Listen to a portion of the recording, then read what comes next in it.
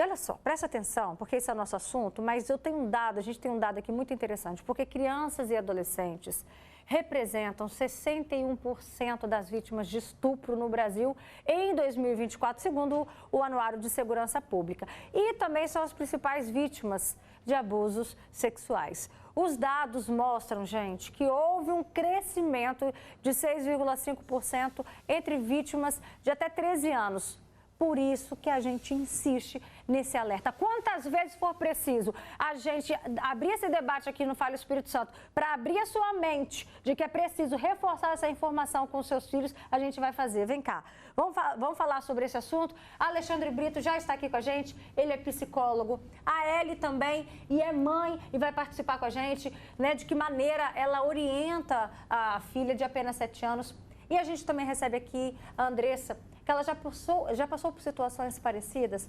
E qual é a sensação que você tem, à medida que a gente foi narrando o que aconteceu, qual é a sensação que isso te dá? Boa tarde. Boa tarde a todos. Mais uma vez, falar sobre isso causa uma tristeza e uma revolta muito grande, né, Roberta? Porque, por já ter passado por isso, né, eu não tive essa coragem que essas meninas tiveram, né, de já denunciar. Talvez, se eu tivesse tido, eles teriam sido punidos, né, como foi o caso desse homem. Então, o que me causa é revolta. Quantos anos você tinha na época? Começou com 7 anos de idade. Você tinha uma consciência do que ele estava fazendo com você? Sim, sim. Em todo tempo eu tinha essa consciência. Na verdade, eu sempre fui uma menina muito esperta, né? Só que, como eu já disse aqui outras vezes, tinha uma mãe muito abusiva, né, que me agredia muito. Então, o meu primeiro abusador, que foi meu ex-padrasto, ele usava isso contra mim, né? Aquela pressão psicológica, né? De dizer que a minha mãe, ela iria me matar, que ninguém ia acreditar em mim. Então, foi uma das coisas que ele usou contra mim. E a gente também trouxe aqui, como já apresentamos, né, uma mãe. De que maneira que você, quando viu essa notícia, qual foi sua reação? De que maneira você absorveu isso? Boa tarde, Eli. Boa tarde, Roberta. Boa tarde a todos. Tarde. Então, quando eu vi essa notícia, dá um aperto no peito, né? Porque a gente percebe o quanto que as nossas crianças estão vulneráveis.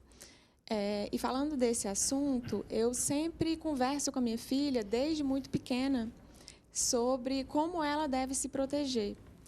Porque eu também sou psicóloga e eu atendo no consultório não só meninas, meninos também, homens, né? Eu atendo adultos. Então, eu atendo tanto mulheres quanto homens que foram abusados na infância e que sofrem com esse trauma até hoje, né? Eu não sei como que foi para você, se isso ainda te dói hoje, se te impede, né, de alguma coisa, se esse trauma está muito forte. Então, eu sei o quanto que isso machuca, o quanto que isso traumatiza uma criança. Então, por isso, desde muito pequenininha, eu sempre converso com a minha filha. Eu trouxe até um livrinho aqui para mostrar para vocês. O nome do livro é Pipo e Fifi, ensinando proteção contra a violência sexual. É para crianças pequenas, você deve conhecer, né, Alexandre? É para crianças bem pequenininhas. E aí o livro vai explicando que nós temos partes que são partes íntimas, que essas partes ninguém pode tocar, que se porventura, em algum momento, alguém tocar essa parte e você ficar constrangido, você deve chamar um adulto, que o livro também pontua bem, que a criança não tem culpa, caso isso aconteça, porque a criança, na maioria das vezes, se sente culpada mesmo. A gente viu nessa história aí que a gente está trazendo, que a criança sentiu essa culpa, né? Isso acaba que se torna uma reação normal, assim, comum de acontecer, dela absorver essa culpa para ela, Alexandre? É comum que a criança se sinta culpada porque ela faz sempre uma interpretação do mundo a partir dela. A criança ela tem muito uma perspectiva própria de ver as coisas, então ela, de algum modo, acaba se colocando ali também como parte das coisas que acontecem com ela. E muitas vezes o abusador se serve disso, como se serve também do amor da criança contra ela, colocando medo nela. Então, olha, se você contar, isso vai acontecer. Isso faz com que a criança ela perca a confiança em si, baixa autoestima e medo. Muito medo de falar sobre esse assunto. Principalmente também, Roberta, ela pode se sentir culpada por outro elemento essencial que a gente vê nas estatísticas que falam do abuso, que é o quê?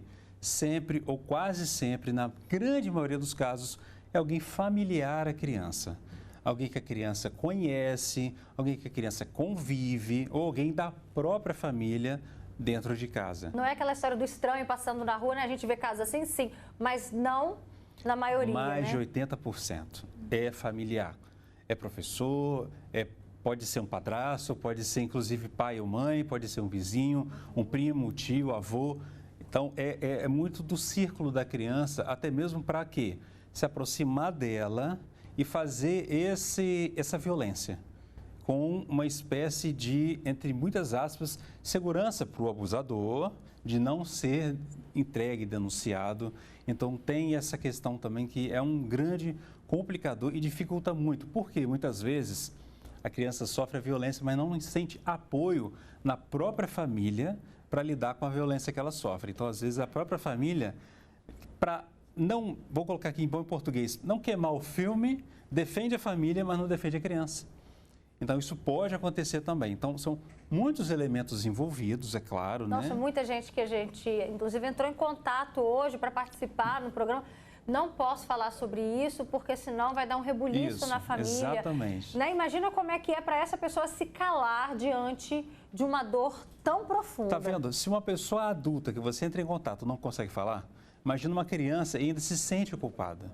Então, é muito delicado mesmo. Olha, tem muita gente já participando aqui nos nossos comentários. Bom dia. Segurança escolar não é somente correr, esconder e atacar, é principalmente saber quem está com os nossos filhos durante as aulas. E isso cabe à escola também fazer uma investigação.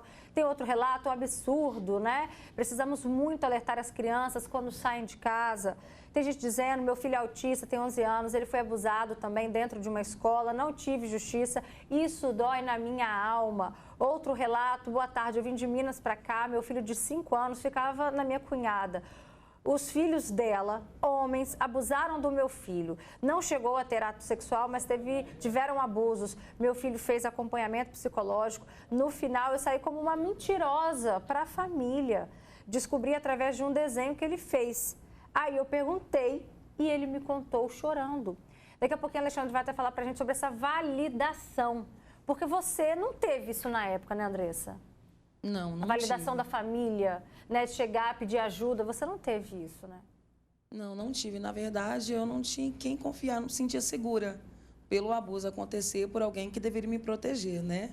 Então, eu não me sentia segura de falar com ninguém. Então, eu busquei, na verdade, na minha mãe, contar para ela, eu já falei isso aqui uma outra vez, logo depois que alguém denunciou ele, né, pela suspeita. Então, suspeitaram dele e denunciou ele para ela.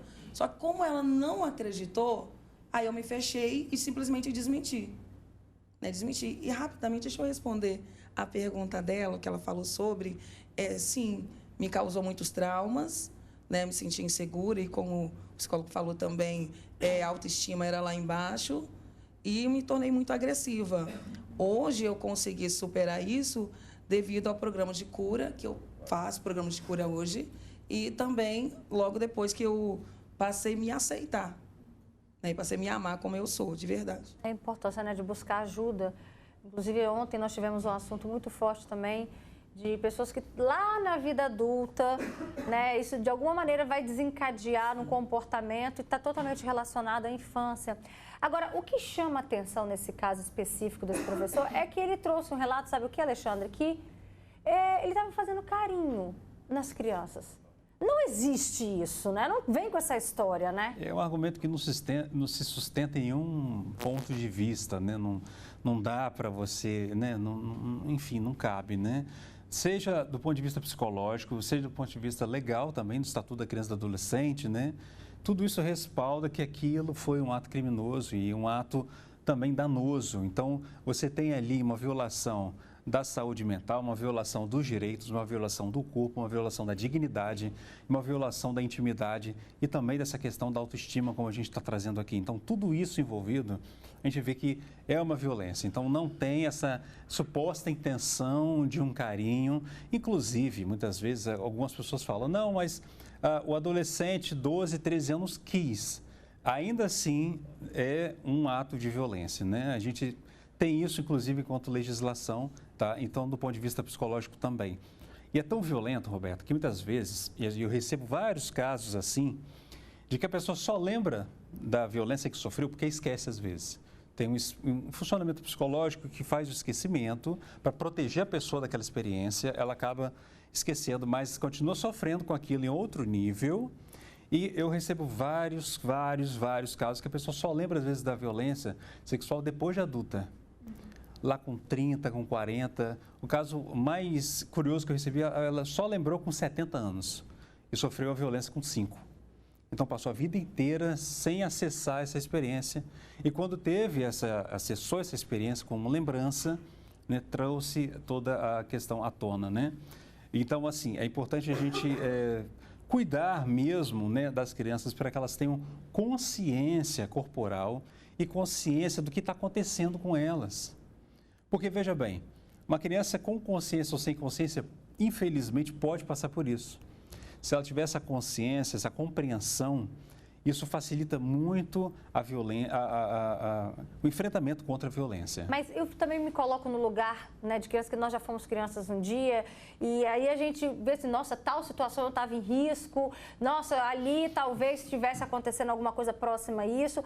A criança, ela sabe reagir numa hora dessa? Porque já que ele vem com um argumento, é uma pessoa de confiança da criança, ele vem com um argumento de brincadeira, de carinho. A sua filha, ela saberia reagir diante de uma situação dessa? Ela te contaria depois? Porque essas perguntas, nós como mães hoje, pais, a gente se faz essa pergunta. Então, a minha filha, eu cuido dessa questão com ela, vou informando ela desde muito pequenininha. Então, por exemplo, hoje ela tem 7 anos, ela já toma banho sozinha. E aí, ela que lava a parte íntima dela. Então, eu vou criando com ela um laço de confiança e uma intimidade para que ela me conte as coisas. Então, eu vou protegendo ela dessa forma, eu vou informando. E, por exemplo, o livrinho não é uma lida, né? Eu vou lendo várias vezes para ela desde que, como eu falei, desde que ela é muito pequenininha. Então, a ideia é que ela saiba se proteger e que ela conte. E eu falo com ela, Yasmin, se alguém tentar pegar em você, independente do lugar que você esteja, você sai gritando, pede ajuda. Então, assim, é garantia que ela vai fazer isso? Não é garantia. A gente não tem como garantir nada, porque a criança vai ter uma reação ali na hora. Então, a gente não tem garantia, mas a ideia é que ela saiba se proteger e que ela conte para a gente tomar alguma providência. Né? Olha só o relato que chegou para a gente. Olá, Roberta, na minha infância, o pai de uma amiga vivia me mostrando as partes íntimas, ou seja, vivia me mostrando as partes íntimas. Aconteceu mais de uma vez. Tá vendo como que nem sempre, por mais que a gente ensine, nem sempre a criança sabe reagir, porque aconteceu aconteceu depois de novo, aconteceu de novo. Nem sempre a criança sabe reagir diante de uma situação dessa. Aí, continuando aqui o comentário, ela diz, fui falar para minha mãe só quando eu estava com 20 anos de idade. Hoje eu tenho 35 anos e sou mãe de 2 meninas e não deixo elas na casa de ninguém, de jeito nenhum, e converso bastante com ela, né? Aí, no caso, Andressa, eu estou vendo aqui você concordando com cada fala que a gente vai costurando aqui o nosso bate-papo. Qual que era a sua reação? Na verdade, eu tentava evitar ao máximo ficar num lugar com ele sozinho. Sozinha, né? Com ele. Mas só que tinha vezes que não tinha como. Tinha a ausência da minha mãe, tinha a ausência de um parente. Eu tinha que voltar para casa à noite, né? Podia ficar na rua. Então, quando eu voltava, que a minha mãe não estava em casa, aí começava as sequências do abuso. Inclusive, em relação do carinho, né, que o psicólogo falou, não só o meu ex-padrasto, como alguns outros conhecidos, sempre iniciava assim, com essa questão do carinho. É isso que eu passo para os meus filhos. Não deixar nenhum homem, de maneira alguma, ficar dando carinho a eles, né? Certo ali meu marido, alguém que a gente tá ali junto, que a gente conhece, e ainda assim, meu esposo, mesmo ele vendo isso aqui, mas ele sabe que eu, por ter passado, a gente tem aquela preocupação até com ele. Inclusive, a gente fica assim, desconfiado de tudo, de todos, quem já passou pelo abuso. É verdade. Tem aqui mais relatos também. Boa tarde, eu tenho um filho autista, 5 anos, não verbal, grau 3, como explicar a ele, né, que não pode tocar e pedir para ele me contar. Ele fazia terapia, onde o psicólogo foi preso, pois molestava as crianças. Isso aconteceu numa clínica em Cariacica, eu lembro dessa história, né? E aí a gente sabe o quanto isso se torna ainda mais dificultoso numa situação como essa, Alexandre. E, infelizmente, a gente tem uma cultura de muita desproteção contra, né, das crianças. Não é à toa que a gente, quanto mais, eu sempre falo que quanto mais a gente luta por uma causa, mais é porque essa causa está acontecendo e está tendo mais violações ocorrendo ali, né? Então, é muito importante isso que a gente traz, de tentar construir essa rede de apoio, de acesso das crianças a alguns adultos de confiança, porque a gente, querendo ou não também, vive numa sociedade da desconfiança. A gente não confia em ninguém mais. É muito difícil isso, tá? Se você está à noite andando na calçada, você já desconfia de que vai acontecer alguma coisa de ruim com você. Você não se sente protegido numa companhia. Então, isso tem esse problema. Então, como trabalhar isso com as crianças também e usar outros modos, porque a criança ela não fala só com as palavras, né? Ela fala com o corpo, com o comportamento. Uma coisa que é muito comum, por exemplo, na clínica, que a gente vê com crianças que passaram por esse tipo de situação, Roberta, como você citou também de algum comentário dos telespectadores, é o desenho. Quantas vezes eu já não consegui acessar essa experiência junto da criança e depois junto da família a partir do desenho da criança, com riquezas de detalhes, mas é muito comum que seja metafórico, não ao pé da letra.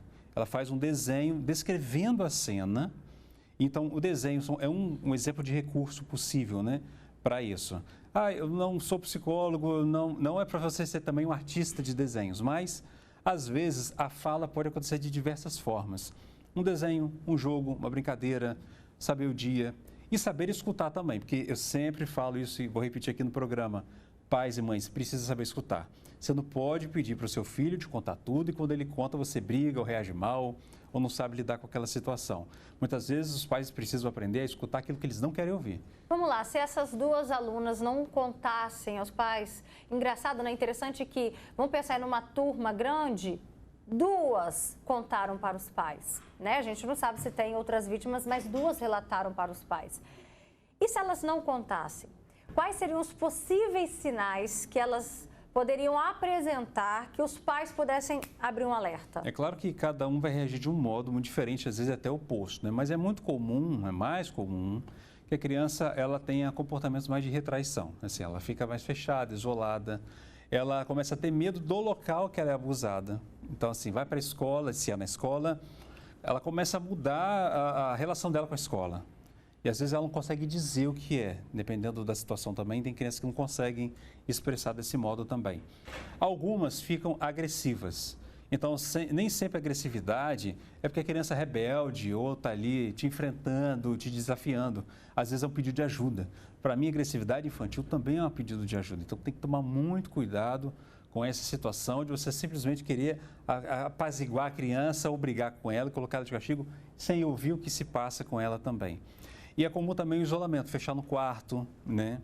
Ou é comum algumas crianças menores, elas fazerem o que elas vivem nas bonecas e nos bonecos, nos brinquedos também. Então, pode quebrar brinquedo, essas coisas. Então, fica muito atento com essas situações. Olha, tem muita gente participando. Roberta, eu fui abusada pela minha tia. Isso aconteceu quando eu tinha 7 anos. Nunca contei para minha mãe. Hoje eu tenho 38 anos. Minha tia nunca me ameaçou. Tem aqui, a Andressa está aí falando, eu não tenho coragem de falar pessoalmente tudo o que aconteceu comigo. Eu vivo dopada, vivo chorando, vivo pelos cantos. Hoje eu tenho nojo de mim mesma. Essa é uma das consequências, né, que às vezes vai acontecer. Na fase da infância, talvez a criança não processe aquilo ainda, mas lá na frente... Tem mais comentários. Roberta, não quero me identificar. Eu sofri muito abuso na minha infância, nos meus 12 anos de idade. Todas as vezes, né, o homem queria fazer algo comigo. Ele me apontava uma faca. Eu sofri muito na infância. Hoje eu carrego esse trauma. Eu não consigo abraçar meus filhos. Eu não consigo conversar com o meu marido. E hoje eu sofro muito com isso. A pessoa até deseja uma boa tarde pra gente, né? Igualmente também para você. Eli, em relação a tudo que você tenta ensinar para sua filha, a gente se pergunta muito a respeito da linguagem, né? Como é que a gente explica em relação eu vou falar de que maneira, porque ao mesmo tempo a gente também não pode ultrapassar aquilo que a cabecinha dos nossos filhos conseguem compreender. Quais estratégias você usa além do livro, por exemplo? Então, é importante a gente aprender a aproveitar os momentos. Então, por exemplo, quando ela era menorzinha, na hora de trocar a fraldinha, eu já falava, é parte íntima, tem que cuidar, ninguém pode tocar. Na hora de tomar banho, eu falo com ela também. Mamãe não precisa mais te lavar, você já sabe se lavar. Lembra, é a sua parte íntima, ninguém pode tocar. Teve uma vez que ela até me perguntou assim, mamãe, a boca também é parte íntima? Eu falei, a boca é parte íntima. Porque ela vê, às vezes, as pessoas se beijando, né? Eu e meu marido, a gente se beijando, e aí ela perguntou. Eu falei, ninguém pode te beijar na boca também, só no rostinho. Então, é aproveitar essas oportunidades do cotidiano, do dia a dia, por exemplo.